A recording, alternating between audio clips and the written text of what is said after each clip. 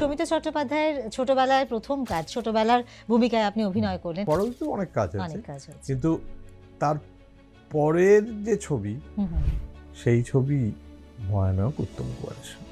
উত্তম কুমারের সঙ্গে কি স্মৃতি মনে আছে? অসংখ্য স্মৃতি। প্রথম আলাপেরটাই তো খুব ইন্টারেস্টিং। আচ্ছা, কিরকম? কখনো মেঘ ছবির আউটডোর প্রথম গেছি দার্জিলিং। সেই সময়ের যারা দুর্দান্ত অভিনেতা অভিনেত্রী, তাদের প্রায় সকলের সঙ্গেই অভিনয়ের সৌভাগ্য আমার হয়েছে, যাদের আমরা এখন কিংবদন্তি বলি। হংসরাজ ফিল্মটা দেখলে পর কিন্তু আজও যদি দেখা যায় পুরনো হয় না, সুবর্ণ জয়ন্তী বর্ষ।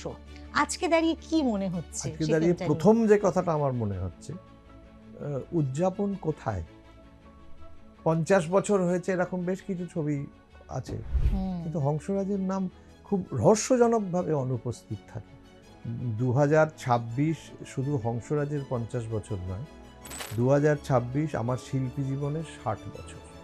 এই ফিল্মে তো আপনার অভিনয় করার কথা ছিল না, এই ফিল্মে আপনার গান গাওয়ার কথা ছিল, সেটা নিয়ে তো খুব রাগও ছিল আপনার।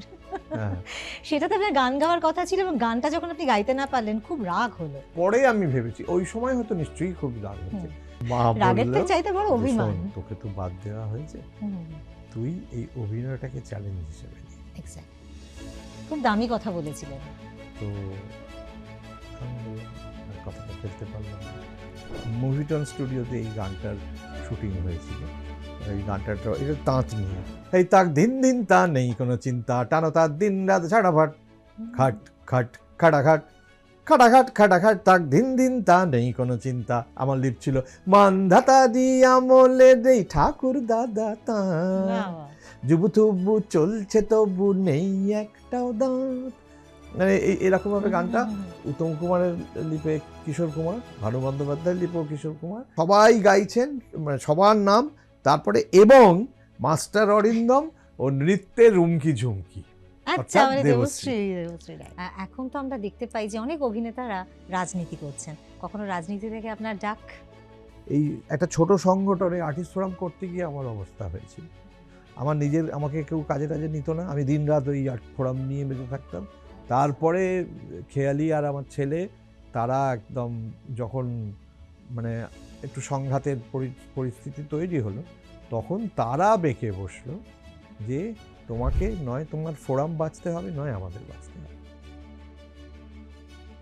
আমি যে এত কাজ করেছি ছোটবেলা থেকে, কোনোদিন আমার মা বা বাবার কোনো প্রশংসা শুনিনি। আমি মরিল মন দুঃখে জলে, বাপি লাহিড়ী তাদের সঙ্গে বাজাতেন, সেই বাজাতে এসছেন। তার আগে যেহেতু আমি একটা গান গাইছি, সেই জন্য ওই বাপি লাহিড়ী এটা বাজিয়ে তুষের আগুন জ্বালিয়া। নমস্কার, শুনবো তোমায় আপনাদের সবাইকে স্বাগত জানাই। শুনবো তোমায় এমন একটি প্ল্যাটফর্ম যেখানে আমরা বিভিন্ন ব্যক্তিত্বদের পেয়ে থাকি আমাদের মাঝে, তাদের জীবনের নানান কথা উঠে আসে আমাদের আলোচনায়। আর আজকে আমরা যাকে পেয়েছি, তিনি এমন একজন মানুষ যিনি অভিনেতা, যিনি পরিচালক, যিনি লেখক, যিনি গায়ক, একাধারে অনেক গুণের অধিকারী তিনি। দীর্ঘ সময় ধরে তিনি ইন্ডাস্ট্রিতে রয়েছেন, কাজ করছেন। তার জীবনের নানান কথা, নানান ঘাত প্রতিঘাত, নানান পাওয়া না পাওয়া, সমস্ত গল্পে সমৃদ্ধ আমাদের আজকের আলোচনা। অবশ্যই তার জন্য আপনাদের পুরো আলোচনা শুনতে হবে এবং থাকতে হবে আমাদের সঙ্গে। আজকে আমরা যাকে পেয়েছি, তিনি নান আদার দ্যান অরিন্দম গাঙ্গুলি। অরিন্দম দাকে আজকে পেয়ে সত্যি আমরা খুব আনন্দিত, কারণ এই বছরটা অরিন্দমদার কাছে একটা বিশেষ বছর, তাই তো? হ্যাঁ, আমি আর প্লাস নিউজের সকলকে আমার আন্তরিক শুভেচ্ছা জানাচ্ছি। খুব ভালো লাগছে এই চ্যানেলে এসে কথা বলতে। আরও নিশ্চয়ই ভালো লাগার উপকরণ সব পাবো তোমার সঙ্গে কথা বলতে বলতে। অরিন্দমদা অনেক ছোটবেলা থেকে তো শুরু, প্রায় 5 বছর, তাই তো? সেই ছোট্টবেলা থেকে শুরু করে এই সময় পর্যন্ত দাঁড়িয়ে অনেকটা সময়, তাই না? এবং মানে এই বিভিন্ন অভিজ্ঞতায় সমৃদ্ধ আপনার জীবন, মানে এমন এমন মানুষের সংস্পর্শ পেয়েছেন যে বিষয় নিয়ে আমরা বিস্তারিতভাবে কথা বলবো। কিন্তু এই যে শুরু থেকে আসা, তার সঙ্গে আপনার সঙ্গীতের একটা ইতিহাস, মানে সঙ্গীতের যে ব্যাকগ্রাউন্ড আপনার, সেটাও ভীষণভাবে স্ট্রং। আমি প্রথমে অভিনয়ের কথায় আসি, কিভাবে অভিনয়টাতে এলেন আপনি? সেটা কি হঠাৎ করে আসা নাকি পারিবারিক? একদমই হঠাৎ করেই আসা। আমি বাবার সঙ্গে এই ভিক্টোরিয়া হাউস সিএসসির যে অফিস আছে, সেইখানে বাবার কি একটা কাজ ছিল, সেই বাবার সঙ্গে সঙ্গে আমি এসেছিলাম। সেইখানে শ্রদ্ধেয় সলিল দত্ত, পরিচালক সলিল দত্ত, তাঁর সহকারী, উনি আমাকে দেখেন, দেখে আমার বাবাকে সরাসরি প্রস্তাব দেন যে আমরা একটা ছবি শুরু করছি, সেই ছবিটার নাম হচ্ছে প্রস্তর স্বাক্ষর।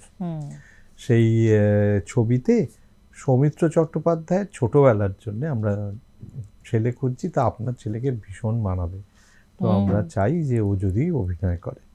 তখন বাবা ওই সময় মত দিতে পারেননি, কারণ তখনকার সময়, আমি এটা 1966 সালের কথা বলছি, তখনকার সময় মানে সিনেমায় টুক করে অভিনয় করা শুরু হওয়াটা, এটা খুব একটা অনেক রকম কিছু ট্যাবুজ ছিল। তো বাবা বললে যে ওটা মার সঙ্গে কথা বলি, মার সঙ্গে কথা বলি, তারপরে কথাবার্তা হলো, তারা রাজি হলো। তো আমি তদানীন্তন টেকনিশিয়ান স্টুডিওতে প্রথম গেলাম, গিয়ে ওখানে সিলেক্টেড হলাম। সিলেক্টেড হয়ে আমার প্রথম শুটিংই ছিল আউটডোরে, আর ওই আউটডোরে একটা গানের মাধ্যমে, এবং সেই গানের রেকর্ডিংয়ে আমার এখনও মনে আছে, আমার এগুলো একদমই ভুলি না, ভীষণ ফ্রেশ থাকে। টেকনিশিয়ান স্টুডিওর স্কোরিং যেটা যেটা এখন তার অস্তিত্ব নেই, তো সেখানে তখন গান রেকর্ডিং হচ্ছে শ্রদ্ধেয় রবীন চট্টোপাধ্যায়ের সুরে একটি গান, এবং গাইছেন কে? শ্রদ্ধেয়া শিপ্রা বসু। আচ্ছা, সেই উনি গাইবেন, আমি লিপ দেবো। এই সূর্যি মামা কেমন আছো, কোথায় তোমার বাড়ি, তুমি রোজ সকালে যাও বেড়াতে, হাঁকিয়ে সোনার গাড়ি, সূর্যি মামা। ছবিটা শুরু হচ্ছেই ওই আমি একটা পাহাড়ের কোল থেকে দৌড়তে দৌড়তে দৌড়তে এসেই, মানে আমি একা আর্টিস্ট, আর কেউ নেই, কিন্তু এসে গানটা গাইছি। তো সেই তখন তো বোঝাও যায়, তখন মানে কিছু বুঝতেও পারেননি, সেই বোঝাও নেই আমার, মানে ছবিতে অভিনয় কি সেটা আমার কোনো সেটাও ধারণাই সেই ছিল না। বোধটাও হয়নি। আমার ধারণা ছিল যে ওই স্টিল ছবি তোলার মতো করে হবে হয়তো কিছু, কিন্তু আমায় যখন বুঝিয়ে দেওয়া হলো যে তুমি ওইখান থেকে দূরে দৌড়তে দৌড়তে এসে এই টিলাটার ওপর পা রাখবে, পা রেখে তুমি এই গানটা যেটা শুনবে সেইটা গাইবে। তা আমি সেই মতো করলাম। তো যদি ওটা এখনও ইউটিউবে পাওয়া যায়, তো এই সূর্যি মামা কেমন আছো, এটা প্রস্তর স্বাক্ষর ছবিতে, তো সেইটা আমার প্রথম ছবিতে আসা। এবং মজার ব্যাপার হচ্ছে, প্রথম ছবিতে সৌমিত্র চট্টোপাধ্যায়ের ছোটবেলা, ফলে তখন তো সৌমিত্র চট্টোপাধ্যায় কে সেটাও জানি। হ্যাঁ, তো সৌমিত্র চট্টোপাধ্যায়ের সঙ্গে ওখানে তো মানে আমরা দেখেছি আউটডোর শুটিং। তখন কি ছিল, তখন আসলে সবাই মিলে ক্লোজ নিট হয়ে, খুব ইউনিটটাই যে কোনো কিছুতে সবাই ভীষণ ক্লোজ নিট হয়ে থাকি, যে আমি একটু আলাদা করবো, এইসব ব্যাপার ছিল না তখনকার দিনে। তো আমি এরকম দেখেছি তখন যে সৌমিত্র মা ওই বেডিং, শোভার বেডিং, সেই বেডিংটা খুলে উনি সকালে ব্যায়াম করছেন, এইরকম এতখানি কনসিয়াস ছিলেন।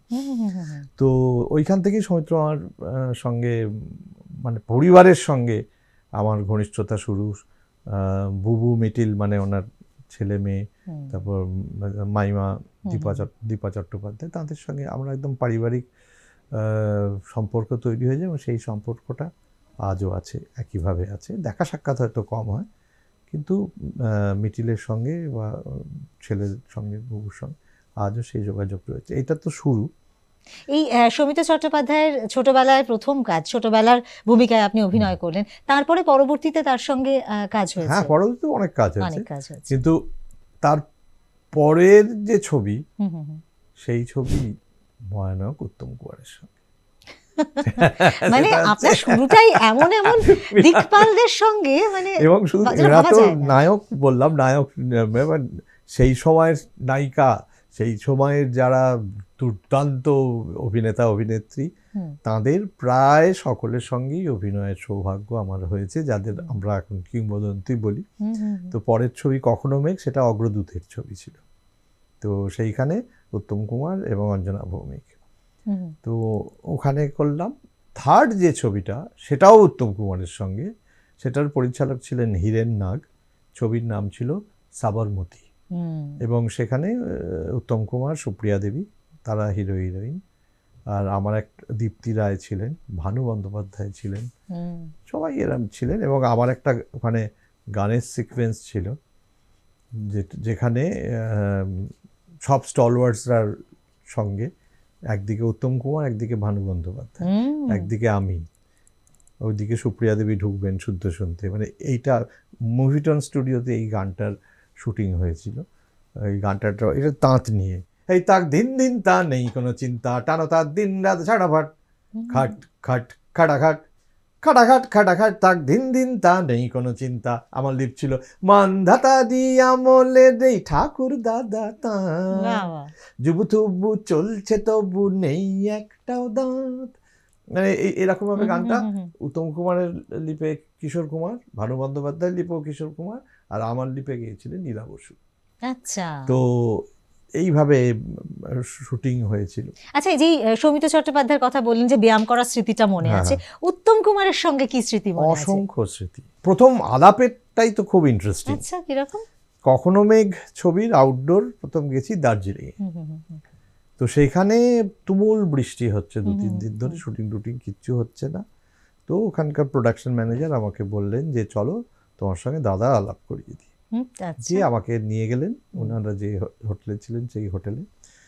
বসে আছেন ঘরে, একটা সাইডে ফায়ার প্লেস থেকে আগুন জ্বলছে, সেইখানে তার পাশে সুপ্রিয়া মাইমা বসে আছেন, আর উত্তম কুমার, আমি মামা ডাকতাম, উনি বসে আছেন সোফাতে চুপচাপ। তো আমাকে নিয়ে ঢুকে বলেছে যে এই হচ্ছে অরিন্দম, এই আমাদের এখানে অভিনয় করছে, আর ও খুব ভালো গানও করে। তখন বয়স কত ছিল আপনার? তখন 6 বছর মতো। 6 বছর।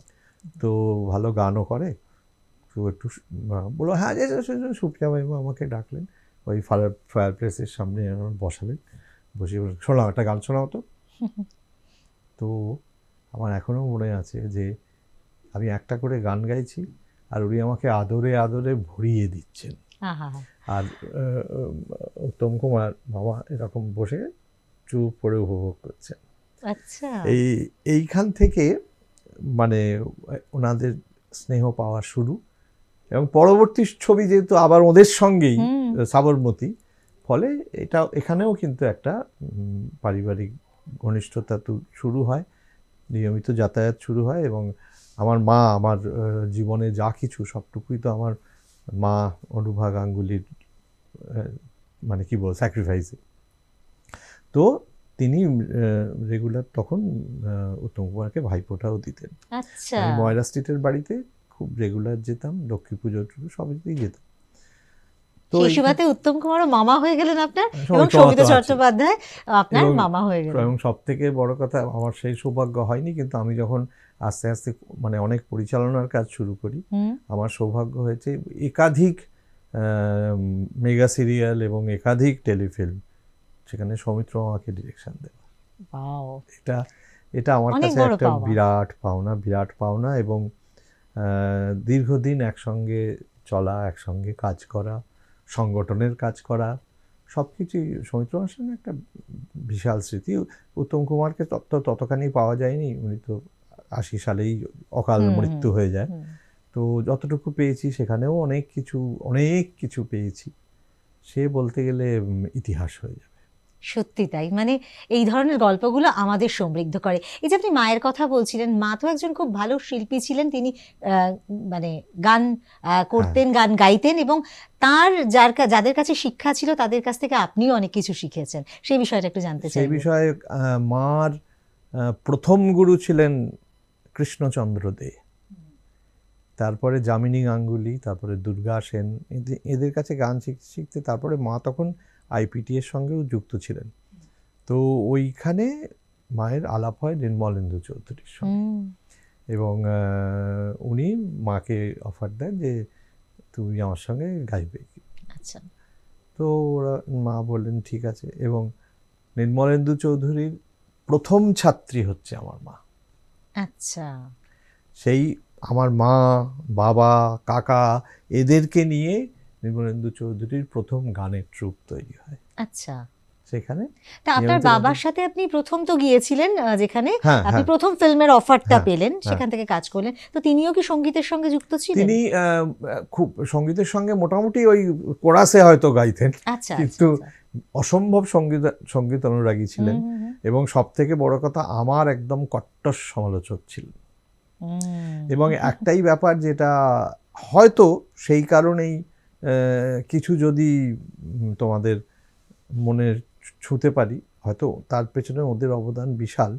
আমি যে এত কাজ করেছি ছোটবেলা থেকে, কোনোদিন আমার মা বা বাবার কোনো প্রশংসা শুনিনি, বরঞ্চ সমালোচনা শুনেছি, এইটা হলো না, এইটা ঠিক, এটা এরম হওয়া উচিত ছিল।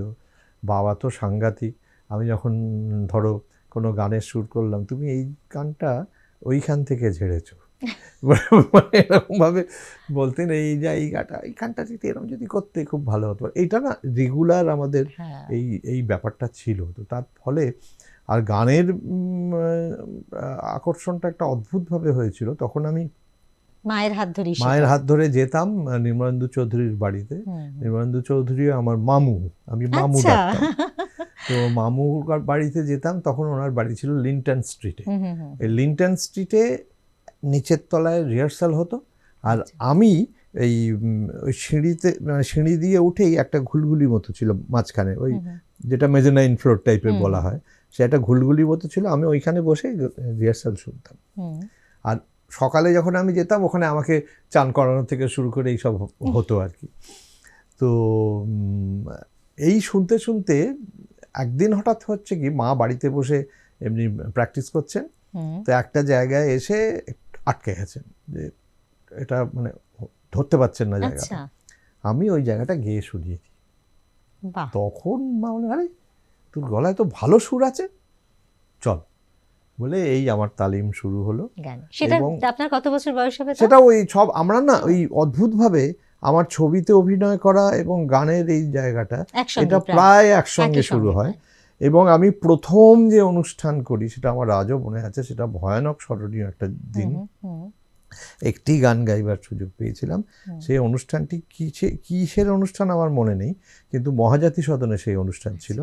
এবং সেই অনুষ্ঠানে যে আমি একটি গান গেয়েছিলাম, সেই গানে আমার সঙ্গে সঙ্গত করেছিলেন বাপ্পি লাহিড়ী। আচ্ছা, তবলা বাজিয়েছিলেন। কারণ তারপরেই ওনার বাবা মা অপরেশ লাহিড়ী এবং বাঁশরী লাহিড়ী, তাদের অনুষ্ঠান ছিল, বাপ্পি লাহিড়ী তাদের সঙ্গে বাজাতেন, সেই বাজাতে এসছেন। তার আগে যেহেতু আমি একটা গান গাইছি, সেই জন্য ওই বাপ্পি লাহিড়ী ওটা বাজিয়ে তখন তিনিও তো ছোট ছিলেন। হ্যাঁ, ছোট, অনেকটাই ছোট, আমার থেকে বড়, কিন্তু অনেক ছোট ছিলেন। আর আমি যে গানটা গেয়েছিলাম, আমি মরিল মন দুঃখে জলে ধিকি ধিকিল বুকে, ও নিঠুর কালিয়া বুকে দিলে তুষের আগুন জ্বালিয়া, বুকে দিলে তুষের আগুন জ্বালিয়া, এইরকম। তো এই যে হাত ধরাধরি করে চলা শুরু হলো, ওই সময় কিন্তু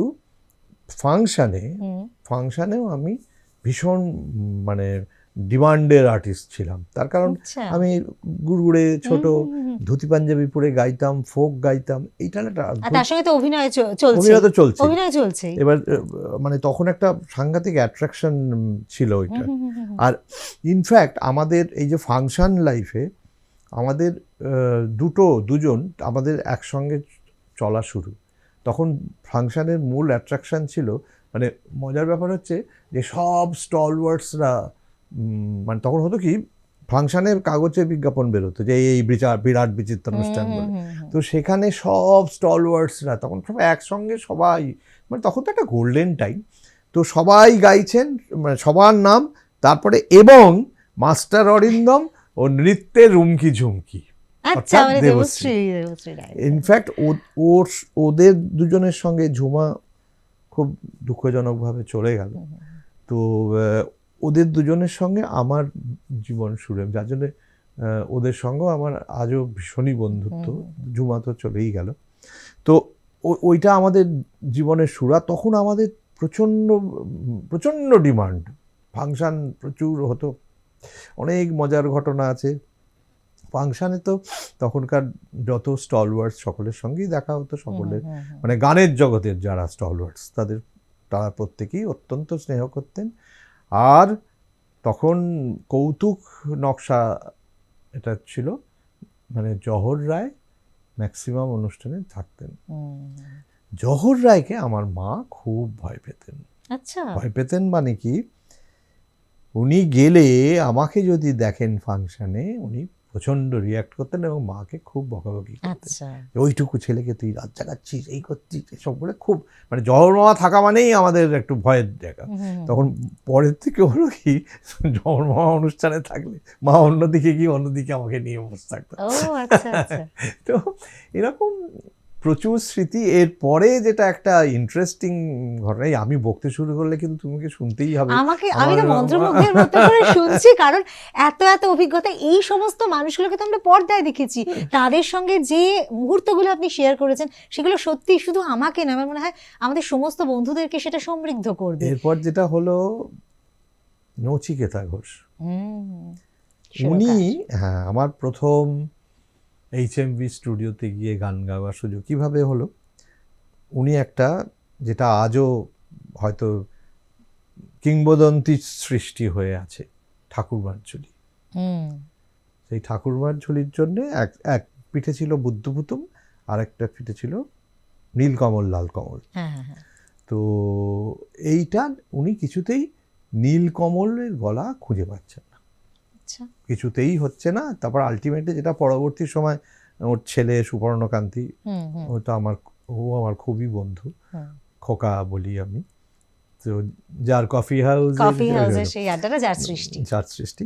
তো খোকা, তারপরে খোকার মুখে পরে শুনেছি যে বাবা হাল ছেড়েই দিয়েছে, যে নীলকমল আমি পাচ্ছি না, তুই একটা কাজ কর খোকা, তুই, খোকার লালকমল করার কথা ছিল, বলে তুই নীলকমলটা গা, আমি লালকমল কাউকে করে দিচ্ছি, বলে এটা প্রায় ফাইনাল। এই সময় মায়ের হাত ধরে, তখন HMVর রিহার্সাল রুম ছিল নলিন সরকার স্ট্রিট, মানে হাতিবাগানের ওখানে। তো আমাকে নিয়ে গেলেন মা, দিয়ে বললেন যে নচিদা, তো ওকে দিয়ে একটু, মার সঙ্গে আগের গানের সূত্রে আগে পরিচয় ছিল, তো বাবা নচিদা তুমি একটু দেখো না যদি ও পারে। বলছো ও তো সিনেমা করে, ও আবার গান করে নাকি? বলছি তুই একটু দেখো, বলে এসো বসো, পাশে বসে না, দিয়ে হারমোনিয়ামটা ধরে, নচিকেতা ঘোষ নিজেও অসম্ভব ভালো গাইতেন, তো উনি বললেন গাও তো আমার সঙ্গে, চাষি ভাই গো আমাদের কেউ নাই গো, কি নাম দেশের ডাকেন সবাই, কোথায় থাকেন রাজা মশাই বলে দাও, চাষি ভাই। আমি গাইলাম, যেমন ভাবে দেখালেন তেমনি ভাবেই গাইলেন। কিভাবে গাইলেন? আচ্ছা, উনি বললেন আমি আমার নীলকমল পেয়ে গেছি।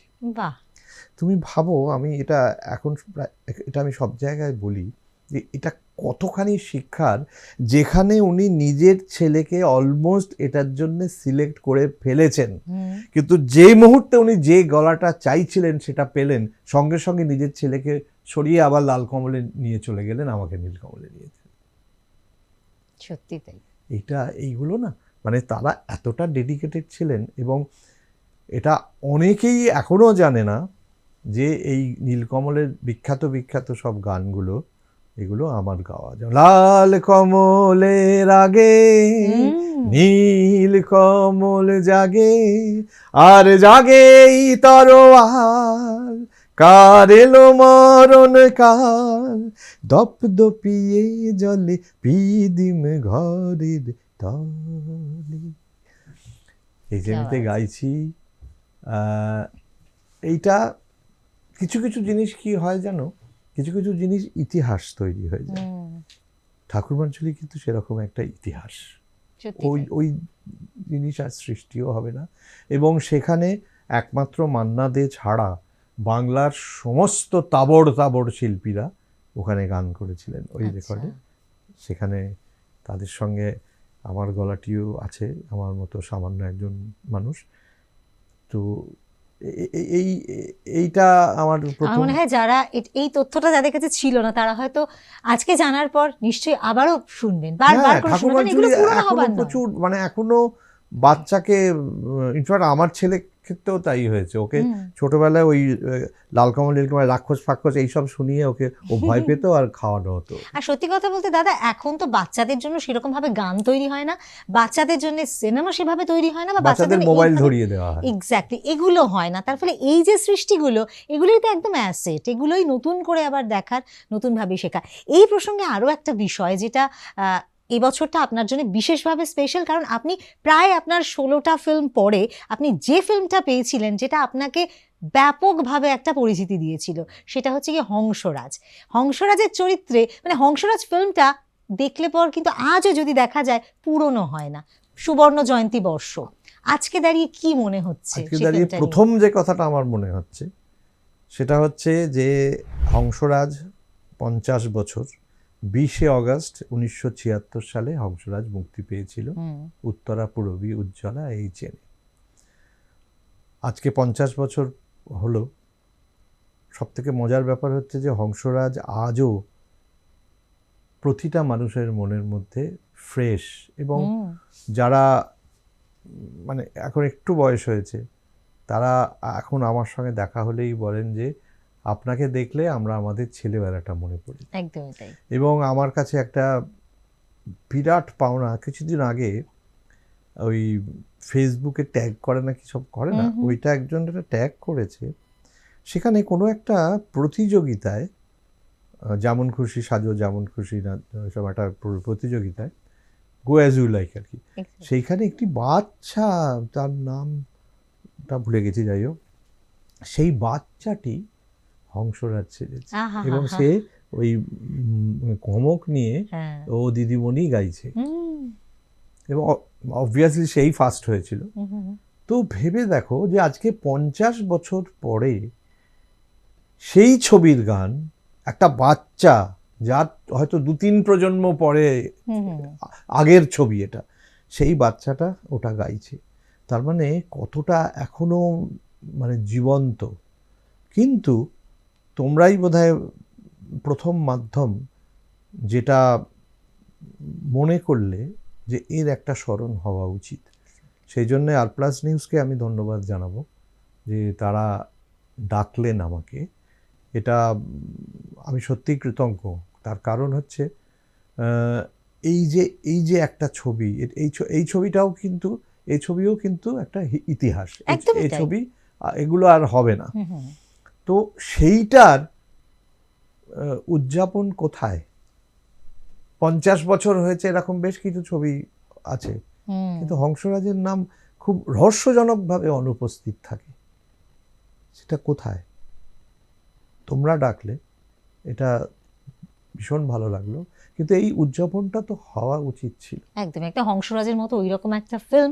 এবং সব থেকে বড় কথা দাদা, ওখানে যারা কাস্টিং এ ছিলেন, যে সমস্ত শিল্পীরা, তারা তো সবাই আনকোরা নতুন মুখী বলা যেতে পারে। এবং কোনো সেরকম ভাবে কিন্তু উল্লেখযোগ্য কোনো সেলিব্রিটি সোকল সেখানে ছিলেন না। মজার ব্যাপার কি জানো, এটা সুপার ডুপার হিট ফিল্ম। যে যখন এটা আমি দেখলাম যে সেরকম ভাবে কোনো সাড়া নেই, আমার একটা ইনস্টিটিউট আছে যেখানে আমি ছেলে মেয়েদের শেখাই, আমি আর খেয়ালি মিলে, খেয়ালি অরিন্দম অ্যাক্টিং ওয়ার্কশপ বলে। সেইখানে আমাদের যে অ্যানুয়াল প্রোগ্রাম গত ডিসেম্বর মাসে ICCR হলে হয়েছিল, সেই অ্যানুয়াল প্রোগ্রামে হঠাৎ আমার মনে হয় যে যারা, আমি তাও একটু কাজকর্ম করছি কিন্তু যারা এই হংসরাজ ছবির সঙ্গে জড়িত, যারা এখনো আছেন, তাদেরও একটা সম্বর্ধনা প্রাপ্য। তখন আমি নিজে উদ্যোগী হয়ে আমি ওদের ডেকে এনে আমার প্ল্যাটফর্মে আমি সম্বর্ধনার অনুষ্ঠান আয়োজন করি। মানে হংসরাজ সম্বর্ধনা দিচ্ছে এদের, বাকি সহ অভিনেতাদের। তো সেইটা, কিন্তু এই ফিল্মে তো আপনার অভিনয় করার কথা ছিল না, এই ফিল্মে আপনার গান গাওয়ার কথা ছিল। সেটা নিয়ে তো খুব রাগও ছিল আপনার। সেটাতে আপনার গান গাওয়ার কথা ছিল, এবং গানটা যখন আপনি গাইতে না পারলেন খুব রাগ হলো। এখন কি মনে হয়? হয়েছিল মনে হয়, মানে না, তখন পরে আমি ভেবেছি, ওই সময় হয়তো নিশ্চয়ই খুব রাগ হয়েছে, কিন্তু পরে আমি ভেবেছি যে যেটা ওদের যুক্তি ছিল সেই যুক্তিটাও খণ্ডন করা যায় না। সেটা হচ্ছে যে একটা ছবি তৈরি হচ্ছে, যে ছবিতে সব আন করা, এবার একদম। গানও যদি আন করা লোক গায়, হুম, হুম, তখন এইচএমভি বললো দাদা এইটা খুব সমস্যা হয়ে যাচ্ছে, কারণ এটা এই মানে গানও নতুন, আমাদের বিক্রি করা মুশকিল হয়ে যাবে। হুম, হুম। তো সেই জায়গাটা থেকেই আমি বাদ পড়ি। আরতি মুখোপাধ্যায় আসেন, এবং অসাধারণ গেয়েছিলেন। তো যাই হোক, আর এইখানে প্রথম বনশ্রী সেনগুপ্ত আমাকে ফোন করেন হুম, যে শোন, সুধীনদা একটা ছবি করছে বাউলদের নিয়ে, সেইখানে এরকম নতুন কণ্ঠের প্রয়োজন, তুই একটু সুধীনদার সঙ্গে গিয়ে দেখা কর। হুম, হুম। তো আমি গেলাম ওর বাড়িতে, ডোভার রোডে ওর বাড়ি, সেইখানে। তখনও তো আপনি ছোটই ছিলেন, হ্যাঁ, অনেকটাই ছোট। 13 তখনও মা বাবার 14 হাত বছর। ধরেই হ্যাঁ, গিয়েছিলেন। 13-14 বছর বয়স। হুম। তো গেলাম। তো উনি বলে আমায় যে প্রথম যে গানটি আমায় তুলিয়েছিলেন, ও শামু শ্যাম রে, ফুল ফোটাতে মধুবনে। আজকে গাড়ি করে আস্তে আস্তে তোমাদের অফিসে আস্তে আস্তে যখন ওই জায়গাটা দিয়ে পাস করছিলাম, খুব নস্টালজিক লাগছিল, কারণ আচ্ছা, এই লামার্টসের যে পেছনের যে গেটটা, আচ্ছা, ওই গেটে এই গানের শুটিং হয়েছিল। আচ্ছা। তার পাশ দিয়ে যখন আসছি, আজকে এখানেই আসছি, অদ্ভুত একটা অনুভূতি একদম, হচ্ছিল যে একদম। এইখানেই শুটিংটা হয়েছিল আজ থেকে 50 কেন 50-এ আরও আগে, আগে, 52 হ্যাঁ। বছর আগে। তো এই গানটা যখন সেদিন পরিচালক অজিত গাঙ্গুলির কি মতলব ছিল আমি বুঝিনি, হুম, হুম, হুম, কিন্তু আমাকে গানের রেকর্ডিংয়ের দিন ইনভাইট করেছিল। হুম। এবং আমি যখন ওই টেকনিশিয়ান স্টুডিওর ওই স্কোরিং থিয়েটারে আমি যখন ঢুকলাম, তখন এই গানটি রেকর্ড হচ্ছে। ফলে তখন তো আমি অনেক অল্প বয়সে, ভীষণ। তিনি তো আপনার কি মামা, নিজের মামা, রক্ত না সম্পর্কের না না মামা? না, একদমই না, আচ্ছা, আচ্ছা, একদমই না। কোনো রক্তের সম্পর্ক, আত্মীয়তা আচ্ছা, নেই। আচ্ছা, আচ্ছা। এবার যখন গানটা রেকর্ডিং হুম, হচ্ছে, হুম, তখন আমার চোখ ফেটে জল আসার উপক্রম। হুম, হুম, হুম, তো মাকে বললাম যে আমি এখানে আর থাকবো না, চলে যাও। হুম। তখন অজিত মামা আমাকে ডাকলেন, বললেন দেখ, আমি তো হংসরাজ খুঁজে পাচ্ছি না, তুই হংসরাজের রোলটা অসম্ভব, আমি করবো না। তো মনে মনে রাগ হচ্ছে হ্যাঁ, আর মা অভিমান। মা রাগের বলল থেকে চাইতে বড় যে অভিমান। শোন, তোকে তো বাদ দেওয়া হয়েছে, হুম, হুম, হুম। তুই এই অভিনয়টাকে চ্যালেঞ্জ হিসেবে নে। এক্স্যাক্টলি। খুব দামি কথা বলেছিলেন। তো আমি বললাম, আর কথাটা ফেলতে পারলাম না। তারপরেই শুরু হলো খমক বাজানো শেখা, হুম, নাচা শেখা, হুম, হুম, সাঁতার শেখা। আমাকে এই খমক বাজানো, নাচা, শ্যামদাস বাউল হুম, একজন, তিনি সবাইগুলো শিখিয়েছিলেন। হুম। এই শুরু হলো। তারপরে তো ইতিহাস। ইতিহাস।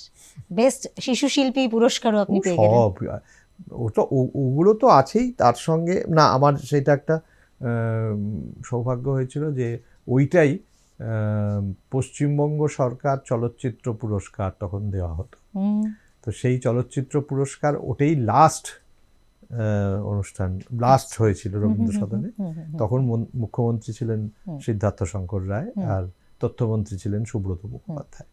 তাঁদের হাত থেকে আমি পুরস্কার পাই, এবং সেখানে প্রথম মিঠুন চক্রবর্তী পুরস্কার পান মৃগয়া ছবির জন্য বেস্ট অ্যাক্টর, আচ্ছা। আর আমি পাই হংসরাজের জন্য বেস্ট চাইল্ড অ্যাক্টর। এবং হংসরাজ মানে ইন বিটুইন, মানে শুটিং হয়েছে 73-74, হুম, হুম, রিলিজ তো কোনো ডিস্ট্রিবিউটার পাওয়া যাচ্ছে না, কিচ্ছু হচ্ছে না। কেউ বলছে দূর, এ ছবি চলবে নাকি, সব কেউ নেই, কেউ কেউ নিত না। হুম, তখন হুম, রঞ্জিত মাল কাঙ্কারিয়া উনি বললেন আমি একটা রিস্ক নিই, এবং ওটা রিলিজ করানো হলো। প্রথম 1-2 দিন পুরো হলে মাছিতাড়ি তাড়ানো হয়েছিল। আমি রিসেন্টলি পরিচালক হরনাথ চক্রবর্তীর সঙ্গে কথা হচ্ছিল, তা আচ্ছা। উনি ওনার অভিজ্ঞতা শেয়ার করলেন যে হুম, আমি প্রথম যখন ওই 75 পয়সার টিকিট, তখন কি একটা বাউলদের নিয়ে ছবি, যা দেখি গিয়ে তখন হল ফাঁকা, কিন্তু একটা লোক রয়েছে, কি এলাম বলে আমি দেখলাম, দেখে তাজ্জব হয়ে গেলাম, বললাম এই তো। তারপর থেকে ওই দেখলাম যে হাউসফুল বোর্ড আর নামছে না। প্রথম 2 দিন খুব খারাপ। এটা সব জায়গায়, বাংলার যে যে জায়গায় হংসরাজ গেছে সেই জায়গায় এই ঘটনাই ঘটেছে। তারপরে অনেক দিন ধরে ছবি চলেছে, এবং এই এমনি পুরস্কার তো আছেই, আমি তাদের অশ্রদ্ধা করছি না, কিন্তু মানুষের পুরস্কার যা পেয়েছি সেটা সবচাইতে বড় পাওয়া, সেটা মানুষের ভালোবাসা। ভালোবাসা। এবং এই যে হংসরাজকে মনে রেখেছে তারাই তুমি ভাবে। দেখো, সেই অর্থে যদি বলো, সেই অর্থে কিন্তু আমি একটু প্রচারের আড়ালে থাকতেই ভালোবাসি। এখন যেটা আত্মপ্রচারের যুগ বা সোশ্যাল মিডিয়া একদমই থেকে তাই, শুরু করে, একদমই তাই। সেইখানে আমি এটা আমার আসে না, পারিও না, সেইখানে আমি আড়াল থাকি। কিন্তু তা সত্ত্বেও আমি বলবো যে আমার 2026 শুধু হংসরাজের 50 বছর নয়, 2026 আমার শিল্পী জীবনের 60 বছর। তো এইটা, এই যে আমি এখনো ধরো তোমাদের চ্যানেলে এসে ইন্টারভিউ দিচ্ছি, এখনো প্রাসঙ্গিক কিছুটা হলেও আছি, তার একমাত্র কারণ কিন্তু দর্শকের ভালোবাসা। আমায় না কোনো প্রচার মাধ্যমের আমি কোনো পেয়েছি, না কিছু, কোনো কিছুই সেই অর্থে পাইনি, কিন্তু আমাকে পুরোটা আমার শিল্পী সত্তাকে টিকিয়ে রেখেছে এই সাধারণ মানুষ। সাধারণ মানুষ আজও আমাকে একইভাবে খুব ভালোবাসে। অরিন্দম দা, অবশ্যই মানুষের ভালোবাসা তো আপনাকে রয়েছে, সেই জায়গায় আপনার মনে খানিকটা ক্ষোভও রয়েছে যে হংসরাজের এই রকম একটা সাফল্য অনেকেই মনে রাখেনি, ইন্ডাস্ট্রির মানুষ মনে রাখেনি, সাধারণ মানুষ মনে রেখেছে, কিন্তু ইন্ডাস্ট্রির মানুষ সেভাবে মনে রাখেনি। অনেকটা তো পরিবর্তন আপনি দেখছেন, সেই সময় ওই রকম স্টলওয়ার্সদের দেখা, এখনও আপনি কাজ করে যাচ্ছেন সমানভাবে, আপনি সিনেমাতে কাজ করছেন, আপনি সিরিয়ালে কাজ করছেন, অনেক অনেক প্ল্যাটফর্মে আপনি কাজ করছেন, কতটা পরিবর্তন আপনি দেখছেন? এবং সেই পরিবর্তনটা কি ভালোর পরিবর্তন? না, পরিবর্তনটা পুরোটাই মানে সাংঘাতিক পরিবর্তন ঘটে গেছে। আমার একটা সমস্যা হচ্ছে যে আমি সেই প্রজন্মের সকলের সঙ্গে অভিনয় করেছি, তারপরের প্রজন্ম, এখনকার প্রজন্ম, সবার সঙ্গে করছি, কিন্তু সেখানে যেটা মূল ছিল, প্রথম কথা, ওই সবাই মিলে বেঁধে বেঁধে থাকার একটা কথা আছে না, সেইটা না আমরা যখন ওইটা তখন না ভীষণভাবে ছিল। আর পরবর্তী সময় যেটা হতে শুরু করলো, আমরা না ভীষণ আত্মকেন্দ্রিক হতে শুরু করলাম।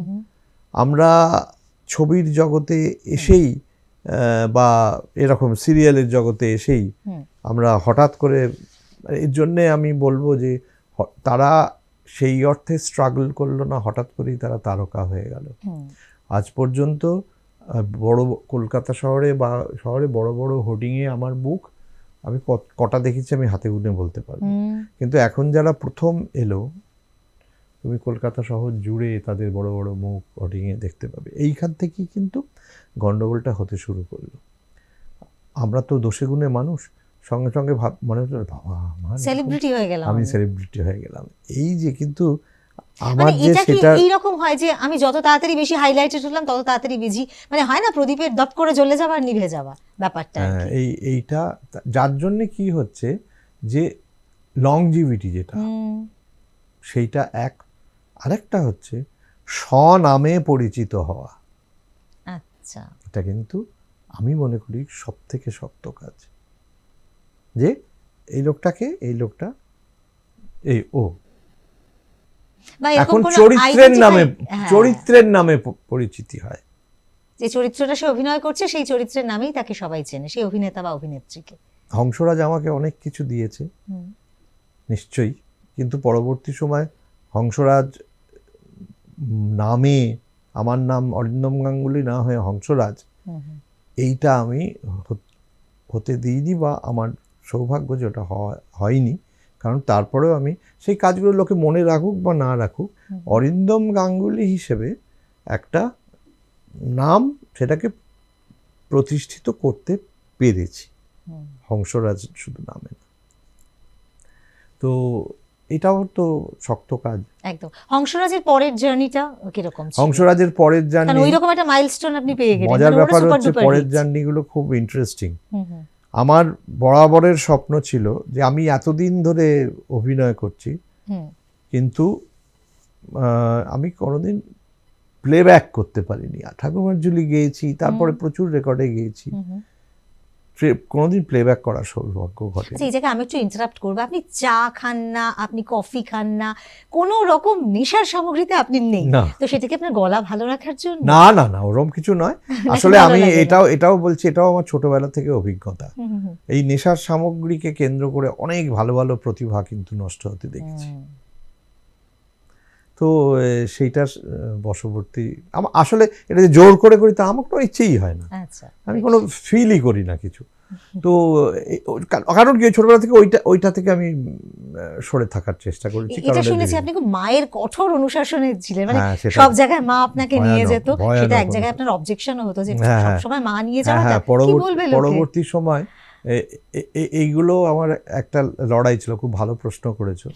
এটাও লড়াই ছিল, কারণ যখন আমি পরিণত হয়েছি তখনও মা আমাকে ছাড়তে পারতেন না।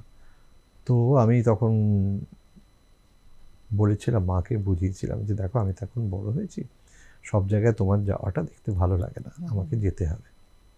তো এটা যখন আমি শুরু করি তখন মা ভেতর ভেতর খুব কষ্ট পেয়েছিলেন, স্বাভাবিক। কিন্তু পরবর্তী সময়ে উনিও রিয়েলাইজ করেছেন, কারণ উনি শুধু তো আমার সঙ্গে যেতেন না, আমি যখন গান গাইতে যেতাম উনি আমার সঙ্গে হারমোনিয়াম বাজাতেন। তো এবার ওনারও বয়স হতে শুরু করলো, ওনার এই যে ফাংশনে নিয়ে যাওয়াটা সেটা ওনার পক্ষেও শরীরের পক্ষেও খুব ঠিক হতো না। তো সেইগুলো অনেক বুঝিয়ে, জানি খুব কষ্ট পাচ্ছেন, অনেক বুঝিয়ে ওনাকে নিরস্ত করেছি। তো আলটিমেটলি সেটা পেরেছি, কিন্তু দুঃখটা একটা তো থাকতোই। কিন্তু আপনি তো সব সময় বলেন যে মা আপনার জীবনে সবটাই, মানে আপনার পেছনে 100% এর মধ্যে অনেকটাই তার অবদান রয়েছে। একদম, সেটা কোনো অস্বীকার করার উপায় নেই। এবং আমি ইনফ্যাক্ট মাকে প্রণাম না করে কোথাও যেতাম না,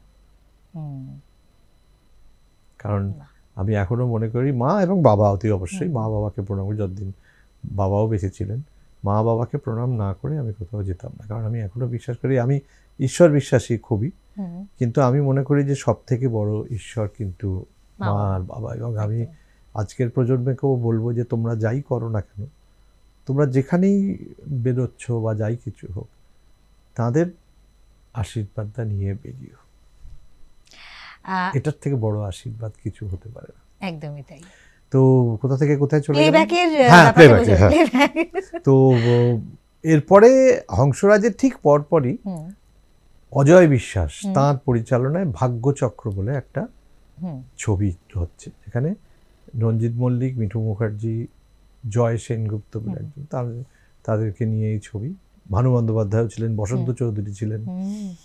তো এইখানে হিরোর ছোটবেলার চরিত্রে এইখানে আমার প্রথম প্লেব্যাক করার সুযোগ এলো। আচ্ছা, এবং সেটা কার সুরে? সেটা সতীনাথ মুখোপাধ্যায়ের সুরে।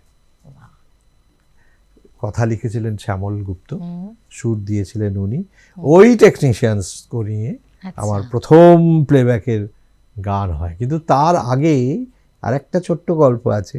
এই পুরোপুরি একটা নিজস্ব প্লেব্যাক আমি করলাম, তার কয়েক বছর আগে সংসার বলে একটা ছবি হয়েছিল, যেখানে সৌমিত্র মামা হিরো ছিলেন, সাবিত্রী মাসি ছিলেন, অনেক বসন্ত চৌধুরী থেকে শুরু করে সব দিকপাল, শেখর চ্যাটার্জি, সব দিকপাল শিল্পীরা সব ছিলেন, সন্ধ্যারানী, সাবিত্রী চ্যাটার্জি তো ছিলেন, নন্দিনী মালিয়া। তো এই ছবিতে একটা গানের সিকোয়েন্স ছিল সৌমিত্র মামা আর আমার। আচ্ছা। তো কিন্তু মজার ব্যাপার হচ্ছে যে যখন এরকম সিকোয়েন্স হতো তখনই না আমার পরীক্ষার ব্যাপারে চলে আসতো। আর আমার মায়ের ওই যে কঠোর অনুশাসন বললে যেটা, সেইটা ভয়ানক ছিল যে একটা ধারণা ছিল যে ছোটবেলা থেকে সিনেমা করছে, লেখাপড়া হবে না। এই ব্যাপারটা আমার মা বাবার প্রচণ্ড, তারা সজাগ থাকতেন। তো তার ফলে হয়েছিল কি, যখনই মানে পড়াশোনার দিকটা আসতো তখন কিন্তু কাজের এই ব্যাপারগুলো, পরীক্ষার দিকটা আসতো তখন এটা একটু রেস্ট্রিক্টেড হয়ে যেত। তো সেই রেস্ট্রিকশন থেকেই এই সংসার ছবিতে আমার গান। আর তখনকার দিনে এখন যেরকম হয় যে গেলাম, গিয়ে একটু এক লাইন করে শুনলাম, গিয়ে রেকর্ড করে দিলাম, তখন তা হতো না, তখন পুরো গানটা গাইতে হতো। আর তার আগে একটা ভালো রিহার্সাল করতে হতো, সেই রিহার্সাল করার টাইমটা আমার ছিল না। কিন্তু মজার ব্যাপার হচ্ছে আবার সেই টেকনিশিয়ান স্টুডিও স্কোরিং থিয়েটারই আমি যখন এই গানটি যেটা আমাদের সিকোয়েন্সে ছিল আমার আর সৌমিত্র আমার, এই গানটি যখন রেকর্ডিং হয়েছে আমি গিয়ে উপস্থিত। আচ্ছা। তো হেমন্ত মামা আমাকে দেখে বললেন যে এটা তো ভেবেছিলাম তুমি আর আমি গাইবো, তা তুমি যখন চলেই এসছো তুমি একটা কাজ করো তো, এই গানটার সঙ্গে একটা ছোট্ট হামিং করে দাও। বাহ। এবং ওখানে আমি গাইলাম, যে উনি গেয়েছিলেন দিন নেই রাত নেই পৃথিবীটা ঘুরছে তো ঘুরছেই, রাত যায় দিন আসে সূর্য আবার হাসে, বাধা ধরা নিয়মেই পৃথিবীটা ঘুরছে তো ঘুরছেই, দিন নেই রাত নেই পৃথিবীটা ঘুরছে তো ঘুরছেই। আমার পোর্শন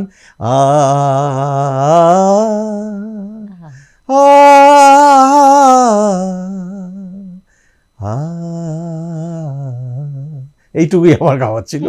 তা হেমন্ত মামার পাশে দাঁড়িয়ে আমি ওইটুকু গাইলাম। তো এই প্লেব্যাকের আগে এইটা একটা ছোট্ট পোর্শন হয়েছিল, তারপরেই আমি এই ভাগ্যচক্র ছবিতে একটা পুরো গান গাইলাম। মাঝে আমার আলো নাচল ছড়িয়ে দিল নীল আকাশে, মিষ্টি আমার মায়ের হাসি হাজার ফুলে ওই যে হাসে। এরকম একটা গান, অসাধারণ গান, অসাধারণ সুর করেছিলেন। এবং মজার ব্যাপার হচ্ছে আমার প্রথম প্লেব্যাক কিন্তু মাকে ডেডিকেট করি। একদমই তাই, এটা সেটাই দেখছি। খুব ইন্টারেস্টিং। তো এইটার যখন আমি আমার গানে আমিই লিপ দিয়েছিলাম, মানে আমি অভিনয় করেছিলাম। তো এই গান যখন সিকোয়েন্সটা হচ্ছে সেখানে সব মিউজিশিয়ানরা বাজাচ্ছে একটা পিকনিক পার্টিতে। সেই মিউজিশিয়ান যারা ছিলেন তার মধ্যে যিনি অ্যাকর্ডিয়ানটা বাজাচ্ছিলেন তিনি হচ্ছেন আজকের জিৎ গাঙ্গুলির বাবা। আচ্ছা। যার জন্যে এখনো পর্যন্ত জিৎ আর ওর স্ত্রী যেখানেই আমার সঙ্গে দেখা হয় জিৎ কিন্তু পায়ে হাত দিয়ে প্রণাম করে। মানে ভালো লাগে যে ও আর ওর বউ একইভাবে, যে আমার বাবা দাদা তোমার সঙ্গে বাজিয়েছিল। অ্যাকচুয়ালি ও এত বড় হয়েছে নিশ্চয়ই এই ফিলিংসগুলো আছে বলেই হয়তো সেদিনকেও দেখা হলো। আর মাঝে মাঝেই হয়তো হয়তো এই সারেগামাপায়ের বিচারক হিসেবে থাকে বলে এই মাঝে মাঝেই সেদিনকে হঠাৎ করে আমি আমার রিহার্সাল করছি এই গ্রুপে, এই ইনস্টিটিউটে ক্লাস নিচ্ছি, হঠাৎ ফোন যে আমি এখানে এসেছি, তার তোমার কথা হঠাৎ খুব মনে পড়লো, তোমাকে ফোন করলাম। তো এই কিছু কিছু মানুষ কিন্তু আজও এরকম আছে, যেমন ঠিক আমার উল্টো ধারার মানুষ একজন, কিন্তু সে আমাকে অসম্ভব ভালোবাসে, সেটা হচ্ছে রূপম ইসলাম। আচ্ছা। রূপমের সঙ্গে আমরা একসঙ্গে একটা ইটিভিতে একটা গানের প্রতিযোগিতা টাইপের, গানের লড়াই টাইপের হয়েছিল। সেখানে রূপমের টিমের সঙ্গে আমি ছিলাম, পিলু ভট্টাচার্য মারা গেল ও ছিল, আর এখন যে খুব বিখ্যাত মিউজিক ডিরেক্টর হয়েছে, আরে ওই যে কিশোরী কিশোরী কিশোরী, ওই ও ও ও ও ছিল ওই টিমে। তো রূপম ছিল ওটার লিডার, সেই টিমটার নাম ছিল রকবাজ। আচ্ছা। তো কিন্তু এখানে যেহেতু আমি ছিলাম তো অনেক কিছু মজার মজার জিনিস আমি প্ল্যান দিতাম রূপম। সেই যে রূপম একটা জিনিস করেছিল যেটা আমি কোনোদিনই ভুলবো না, ওকে এই অনুষ্ঠানটার পর ওকে বেস্ট সিঙ্গার হিসাবে, মানে প্রতিযোগিতায় আমরা জিততে পারিনি, রানার্স আপ হয়েছিলাম, আর বেস্ট সিঙ্গার হিসেবে রূপমকে ঠিক করা হয়েছিল। রূপম সেটা ওপেন ক্যামেরায় বলেছিল যে আমি বেস্ট সিঙ্গার পাচ্ছি বটে, কিন্তু এই পুরস্কারটা অরিন্দম দার প্রাপ্য। তো এইরকম কিছু শিল্পী আছে যারা এখনও কিন্তু এই প্রজন্মের হলেও বা একটু আগের প্রজন্মের হলেও তারা কিন্তু এটা মেনটেন করে। ওই যার নাম মনে করে রথিজিৎ ছিল এই টিমে, পিলু, রথিজিৎ, আমি, রূপম, আমাদের টিমটার নাম ছিল রকবাজ। যেমন এটাও সত্যি যে ইন্ডাস্ট্রিতে বুম্বা ও তো আমার ছেলেবেলার বন্ধু। তো সেই সম্পর্কটা আজও একইভাবে বজায় আছে। আমাদের সঙ্গে দেখা সাক্ষাৎ হয়তো খুব কম হয়, কিন্তু ওই আত্মিক যোগাযোগ যেটা, সেটা আছে। দেবশ্রী, তার সঙ্গেও একইভাবে সেই যোগাযোগ আছে। শতাব্দী, মানে এই যে যারা, ইন্দ্রাণী দত্ত, ইন্দ্রাণী হালদারের সঙ্গে অনেকদিন কোনো যোগাযোগ নেই, কিন্তু এই যে আমাদের একটা টিম ছিল না, এই টিমটা, সেই বন্ধনটা এখনো সেই পর্যন্ত বন্ধনটা রয়েছে। আমাদের দেখা হয় না, দেখা সাক্ষাৎ তো খুব কম হয়, কিন্তু সেই বন্ধনটা আজও আছে, এবং ওরা আমার সকলেই, এরা আমার ভীষণ ভালো বন্ধু। আচ্ছা, আর্টিস্ট ফোরামে তো আপনি দীর্ঘদিন ছিলেন। কোভিডের সময় এরকম শোনা যাচ্ছিল যে আপনি নাকি অসুস্থতার দোহাই দিয়ে সরে গিয়েছেন, সেটা কি কোনো অভিমানের কারণে? কারণ অসুস্থতা ছিল, হ্যাঁ, নিশ্চয়ই অসুস্থতা ছিল। আমার একটা অপারেশনও হয়েছিল, কিন্তু সেটা অন্যতম কারণ নয়। হুম। আমার মনে হলো যে হয়তো আমি অনেক বছর, 7 বছর ছিলেন আপনি। হ্যাঁ, 7 বছর ছিলাম। মনে হয়েছে যে হয়তো আমি এখনকার সঙ্গে তাল মিলিয়ে উঠতে পারছি না, কারণ আমি মনে করি যে আমি যাদের দেখেছি, সংগঠক হিসেবে যাদের দেখেছি, সে সৌমিত্র চট্টোপাধ্যায়, অনুপ কুমার, এই একজন মানুষ আমার জীবনে তার বিশাল অবদান মানে কি, তিনি আমাকে অসম্ভব ভালোবাসতেন এবং অসম্ভব আস্থা রাখতেন আমার উপর।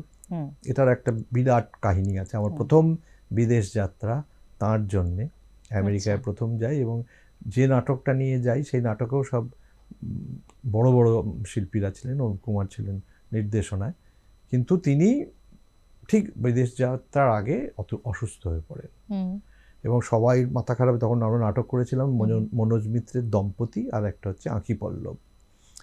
তো এইটার সময় ওনারা সব অর্গানাইজাররা তো পাগল হয়ে যাচ্ছে। তখন সেটা ছিল নিউ ইয়র্কের প্রথম প্রবাসী বঙ্গ সংস্কৃতি সম্মেলন। আচ্ছা।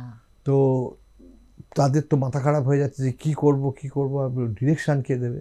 তারা বিভিন্ন নাটকের যারা দিকপাল ব্যক্তি তাদের বলছেন। অনুপ মামা আমাকে আইসিইউতে ডাকলেন, তখন উনি আইসিইউতে, দিয়ে বললেন, শোন, এই নাটক যদি কেউ পরিচালনা করতে পারে সেটা তুই পুরো টিমটার দায়িত্ব নিয়ে তুই নিয়ে যাবি।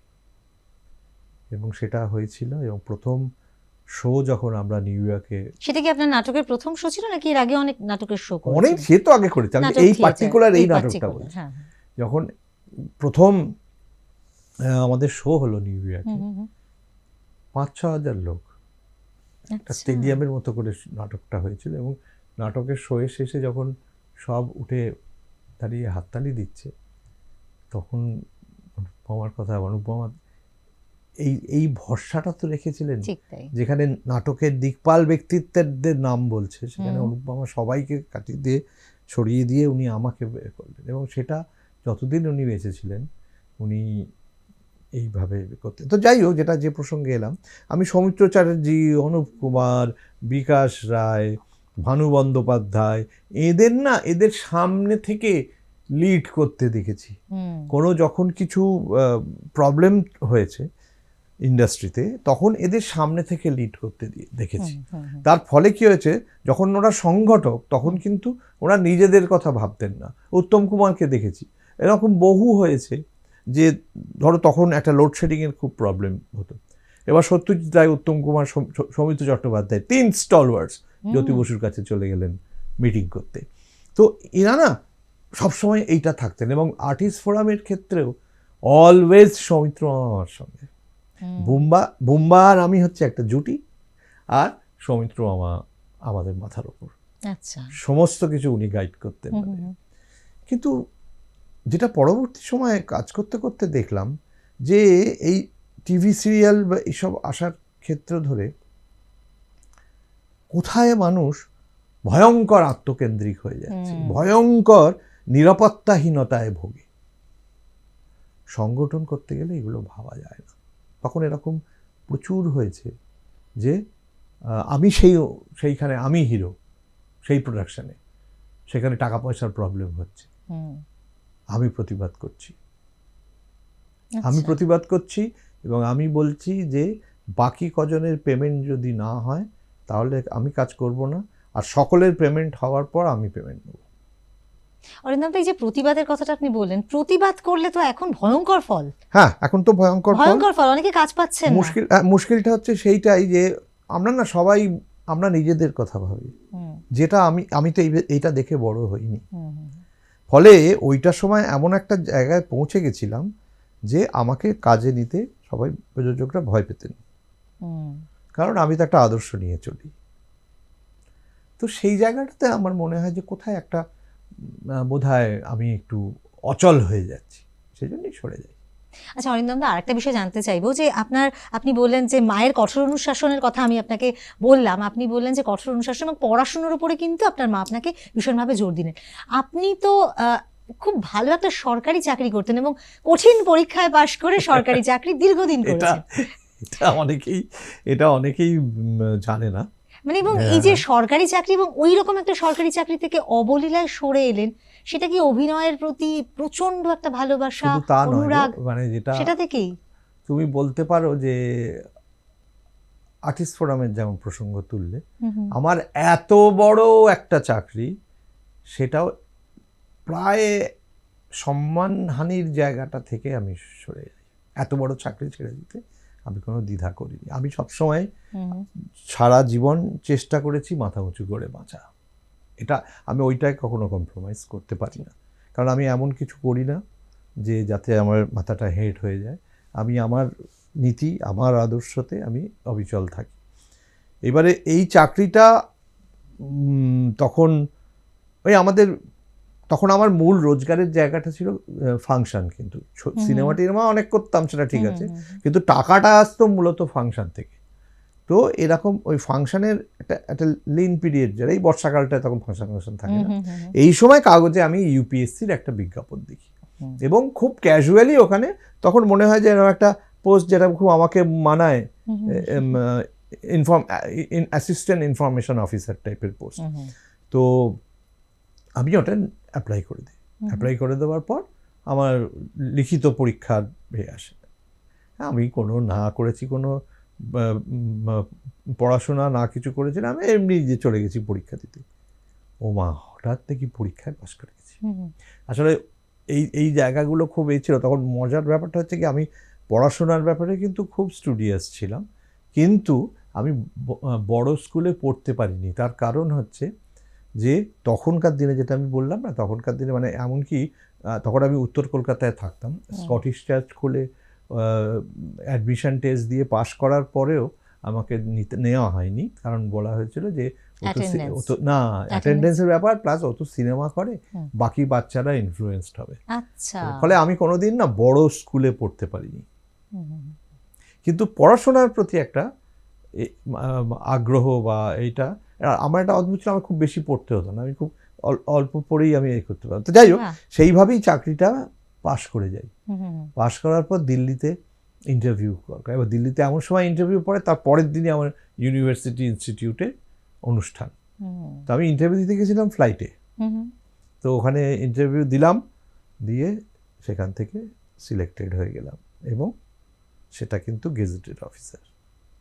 তখন ইন্ডাস্ট্রিতে বহু মানুষের তখন ওই অ্যাটাস্টেড করতে হতো, ওইটা আমি অনেকের, আমি ওই স্ট্যাম্পটা নিয়েই যেতাম শুটিং করতে, যার দরকার থাকতো আমি স্ট্যাম্পটা দিয়ে, মানে এই পোস্টেই মানে চাকরি করতে করতে তখন অভিনয়টাও তো সমানভাবে চলছে। সমস্ত অভিনয়, ওই ছবিতে প্রোগ্রাম, তারপরে নিয়মিত প্রফেশনাল বোর্ডে অভিনয় করা, পেশাদারি মঞ্চে।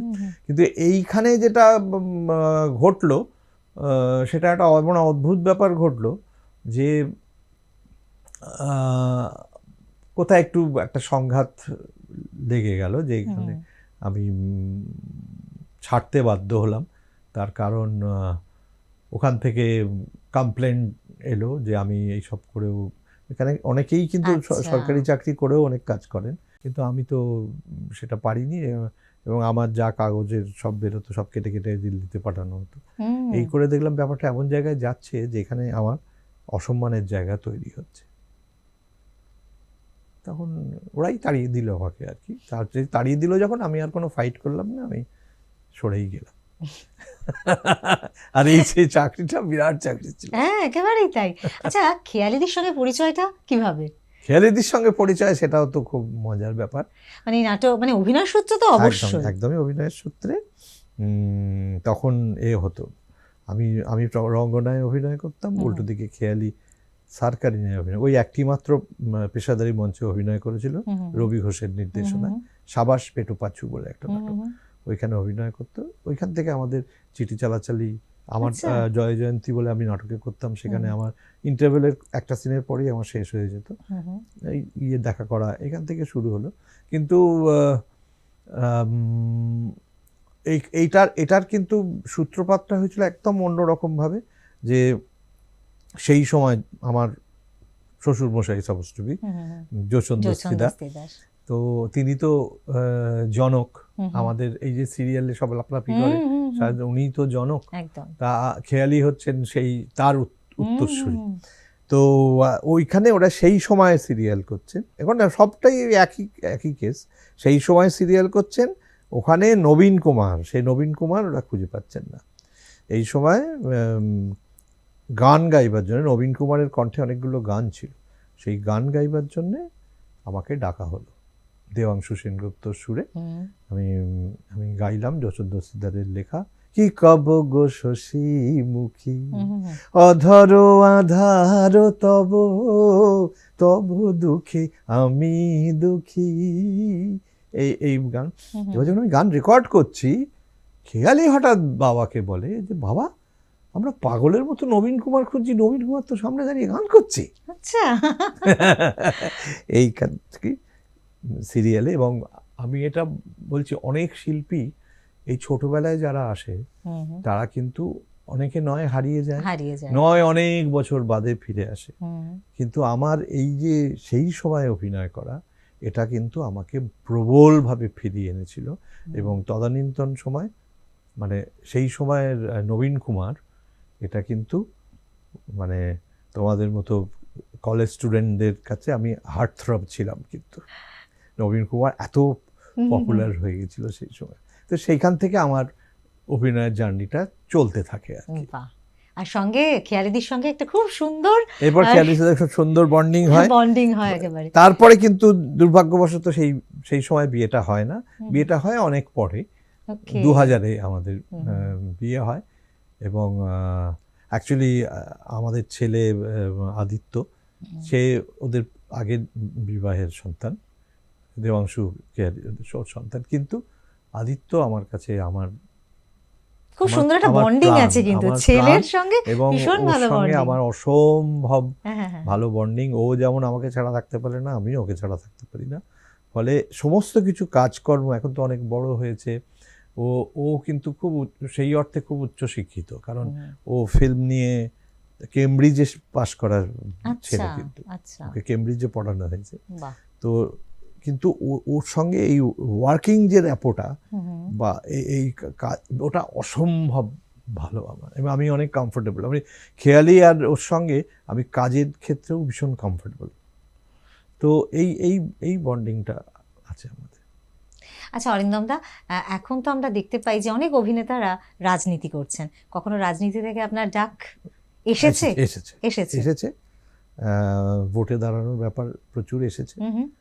কিন্তু আসলে কি জানো তো, আমার একটা জিনিস ভীষণ মনে হয়েছে যে সবটাতেই না একটু পড়াশোনার দরকার।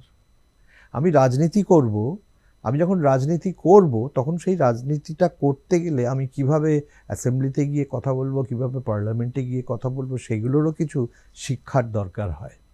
তো সেটা তো আমার একদমই নেই। 2 নম্বর হচ্ছে যে যদি আমি রাজনীতি করি তাহলে সেইখানে আমাকে ডেডিকেটেড হতে হবে, তখন আমি এটাও করব ওটাও করব, এটাই তো হচ্ছে এখন, এটাই হচ্ছে। কিন্তু এটা আমার নৌকায় পা দিয়ে সবাই কিন্তু হয়তো হচ্ছে, তারা পারছে, সেটাকে আপনি সাপোর্ট করেন না, কখনো সাপোর্ট করেন না। আমার মনে হয় আমি সেটা পারবো না। আমি যদি রাজনীতি করি তো আমি পুরোদস্তুর ভাবে রাজনীতি করব, যেটা এই একটা ছোট সংগঠনে আর্টিস্ট ফোরাম করতে গিয়ে আমার অবস্থা হয়েছিল। আমার আমাকে কেউ কাজে নিত না, আমি দিনরাত ওই ফোরাম নিয়ে বেঁধে থাকতাম। তারপরে খেয়ালি আর আমার ছেলে, তারা একদম যখন মানে একটু সংঘাতের পরিস্থিতি তৈরি হলো, তখন তারা বেঁকে বসলো যে তোমাকে নয় তোমার ফোরাম বাঁচতে হবে, নয় আমাদের বাঁচতে হবে। আচ্ছা, তা আমি তো অবভিয়াসলি ওদেরই বাঁচবো। ঠিক তাই, ঠিক তাই। মানে এইটা বোধহয় এইটির জন্যই বোধহয় মানে শুনবো তোমায়, কারণ এখানে এমন কিছু কথা বেরিয়ে আসে অবলীলায় যেটা হয়তো শিল্পীদের মনের কোণায় অনেক লুকিয়ে রয়েছে, কিন্তু আমরা চেষ্টা করি সেটা বার করবার। একদম একদম। তো সত্যি এখনকার এই যে সিচুয়েশনটা চলছে, সবাইকে আমরা দেখতে পাই যে রাজনীতির মঞ্চে সবাই যাচ্ছে, তো আপনার ডাক আসা সত্ত্বেও আপনি কিন্তু সেটা জাননি, কারণ আপনার মনে হয়েছে আপনি রাজনীতিটা করলে পুরোপুরি রাজনীতি করবেন, এবং তার জন্য যে শিক্ষা দরকার সেটা আপনার নেই, হ্যাঁ। রাজনীতির শিক্ষা একদম। সেটা নেই। আচ্ছা, আপনি তো এখন মানে কাজ তো করছেনই, তার সঙ্গে সঙ্গে অনেক ছাত্রছাত্রীও তৈরি করছেন। আমার কিন্তু তোমাকে বলতে আমার দ্বিধা নেই যে আমার কিন্তু ওইদিকেই এখন বেশি নজর। আমার এখনকার খেয়ালি ছাত্রছাত্রীদের অরিন্দম মধ্যে অ্যাক্টিং ওয়ার্কশপ, সেটাই আমার খেয়ালির এবং আদিত্যরও, আচ্ছা, আমাদের সেটা ধ্যান জ্ঞান, হুম, আমরা ওইটাই বেশি ভালোবাসি। আমাদের বলতে পারো পেটটাও চলে ওই গুরু দক্ষিণা দিয়েই পেট চলে। আমার কোনোদিন না বিশাল চাহিদা নেই। হুম, হুম, হুম, একটা সময় যেমন আমি বলছি কয়েক মাস আগে পর্যন্ত হুম, আমি যে সিরিয়াল করি তাতে যে পারিশ্রমিক নিই সেটা একটু উঁচু দিকেই, অবভিয়াসলি এতকালের এক্সপিরিয়েন্স, একদমই তাই। একটু উঁচু দিকে আমার পারিশ্রমিক। কিন্তু ইদানিং একটা জিনিস লক্ষ্য করছি যে প্রস্তাব প্রচুর আসছে, হুম, হুম, কিন্তু প্রস্তাবে আমার পারিশ্রমিকের কথা শুনে আচ্ছা আমাকে অতভাবে বলতে পারছে না, হুম, হুম, কিন্তু এভাবে বলছেন যে আচ্ছা দাদা আমরা যোগাযোগ করবো বলে কেউ আর যোগাযোগ করছেন না। তার কারণ এখন যেটা হচ্ছে এমন একটা পরিস্থিতি তৈরি হয়ে গেছে যেখানে শিল্পীদের পারিশ্রমিক কমাতে বাধ্য করা হচ্ছে। হুম। সেটা আমি বা অল্প পয়সায় এত এত আর্টিস্টের যোগান, হ্যাঁ, যে কিন্তু সেখানে না সুশিক্ষিত আর্টিস্টের হ্যাঁ তাদের কি সুশীল- বলছে, তাদের টাকা কমানো হচ্ছে, হুম, হুম, হুম, সেইটা আমি মানতে পারবো না।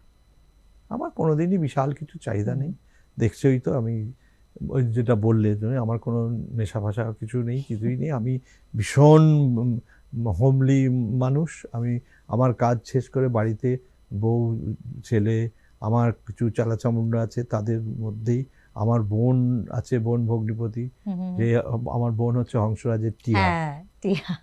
তো সেই ওদের নিয়েই, আর আমার দুটো ছোট্ট ছানা আছে, তো বাহ, ওদেরকে নিয়েই আমরা, পশুপ্রেমী। হ্যাঁ আমরা আনন্দে থাকি। বাহ। আর চাহিদা চলে যাচ্ছে, তো চলে যাচ্ছে, ঠিক আছে, মাথা কখনো নোয়াতে পারবো না। একদমই তাই। তো দাদা, আমরা অনুষ্ঠানের প্রায় শেষ পর্যায়ে, মানে আলোচনার প্রায় শেষ পর্যায়ে, কিন্তু আমার মনে হচ্ছে, বিশ্বাস করুন, যে এই প্রচুর আলোচনাটা পথ যাওয়া এখনো বাকি আছে। এখনো অনেকটা আলোচনা করতে পারতাম, কিন্তু সেই যে একটা সময়ের বাঁধন তো থাকে। একদম শেষ মুহূর্তে দাঁড়িয়ে এই যে এতটা, মানে এতগুলো দশক পেরিয়ে আপনার অভিনয় করা, এত এত মানুষকে কাছে থেকে দেখা, অনেক কিছু পাওয়া, যদি বলতে চাই যে আর কি পাবার আকাঙ্ক্ষা আপনার রয়েছে, কারণ আপনি অনেক কিছু পেয়েছেন, নো ডাউট সেটা, এবং সেটা অনেকটা পাওয়া, একটা সত্যি প্রাপ্তি কথা বলবো, অপ্রাপ্তির যে ঝুলিটা সেখানে। সে আমি ওগুলো আর ভাবি না। হ্যাঁ, হ্যাঁ, হ্যাঁ, হ্যাঁ, কারণ আমি ভীষণভাবে অনেক নিজের সঙ্গে অনেক কিছু ভাবি। দেখো, যে কোনো মানুষ, যে কোনো পৃথিবীর যত বড় নামকরা ব্যক্তিত্ব, বিখ্যাত লোক হোক না কেন, প্রত্যেকের দেখবে দুটো কি তিনটে সৃষ্টি, সেগুলো ইতিহাস হয়ে যায়। আমার সে কোটা পূরণ হয়ে গেছে। একটা হংসরাজ, একটা বামাখ্যাপা, একটা লাল কমল নীল কমল যেটা ঠাকুরমার, এগুলো হয়ে গেছে আমার। সুতরাং সেই অপ্রাপ্তি ওগুলো কিছু, কিন্তু আমার যেটা এখন চাওয়ার সেটা হচ্ছে আমি ভীষণ চাই যে সেই রকম প্রজন্ম তৈরি করতে যারা সত্যিকারের শিল্পী, সত্যিকারের এই প্রতিনিধিত্ব করবে। আমার খেয়ালি অরিন্দম অ্যাক্টিং ওয়ার্কশপের মাধ্যমে আমি সেই চেষ্টায় ব্রতী, এবং তার মধ্যে থেকে যদি একটা দুটো ছেলে মেয়েও প্রতিষ্ঠিত হতে পারে। আমার এক ছাত্র, সে এখন ভীষণভাবেই প্রতিষ্ঠিত টেলিভিশন সিরিয়ালে, তাকে এখন অন্যতম সেরা পরিচালক হিসাবে গণ্য করা হয়। তার নাম হচ্ছে বাবু বণিক। হ্যাঁ, সে এখন অন্যতম, তাকে বলা হয় যে সে ইন্ডাস্ট্রির অন্যতম সেরা পরিচালক। সে আমার ছাত্র। আমার আরেক ছাত্র সমীক বসু, সেও খুব ভালো পরিচালক। সেও মানে এই যে আমার এদের মধ্যে থেকে যদি দু তিনজনও একটা ছাপ রেখে যেতে পারে, সেটাই আমার চাওয়া। এবং আমি চারবাকেও সেটার সঙ্গে খেয়ালির সঙ্গে আমার একটু ঝগড়া হয়। আমি ভীষণ চাই যে নতুন প্রজন্ম উঠে আসুক, কারণ যার ফলে আমার আগের একটা বিখ্যাত নাটক চলো পটল তুলি, সেই নাটকটি আমি আবার নতুন প্রজন্মকে দিয়ে নামিয়েছি এবং সেটা ইকুয়ালি লোকের কিন্তু খুব ভালো লাগছে। আমার ছেলে সেখানে লিড করে অভিনয়। তো প্লাস ওর সঙ্গে যারা থাকে তারা বেশিরভাগই একদম নবীন প্রজন্ম, যে তাদের নিয়ে। বাহ দাদা, একটা গান অবশ্যই শুনতে চাইবো। হ্যাঁ, গানটা তো শোনাতে হবে, কারণ তুমি অলরেডি একটা বলেছো যে গানটা, সেই গানটি আমি সেই গানটি শোনাবো। এটি দূরদর্শনের বর্ষপূর্তি অনুষ্ঠানে, আমি একটি বর্ষপূর্তি অনুষ্ঠানে ম্যাক্স মুলার ভবনে আমি এটি গেয়েছিলাম এবং এটি রাতারাতি ভয়ঙ্কর জনপ্রিয় হয়ে যায়। এবং এই অনুষ্ঠানে আজ তুমি যেরকম সঞ্চালনা করছো, এই অনুষ্ঠান সঞ্চালনা করেছিলেন অনিল চট্টোপাধ্যায়। আচ্ছা, সেই গানটি গিয়ে অনুষ্ঠান শেষ করবো। আরে স্যাং মাসে বলে মাঝি ভাই, হামাকে না মাহাদিও মাঝি ভাই, হামাকে না মাহাদিও।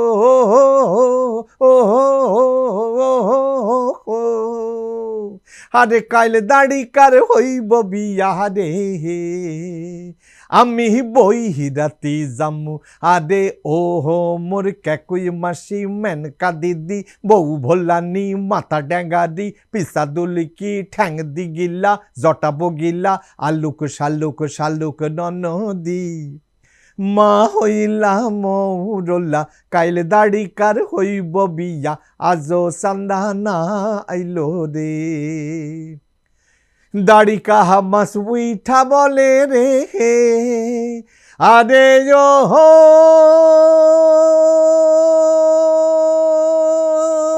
ও মাঝি ভাই, দাড়ি কাহা মাস উইঠা বলে, মোকসে না মাহাদিও মাঝি ভাই, মোকসে না মাহাদিও।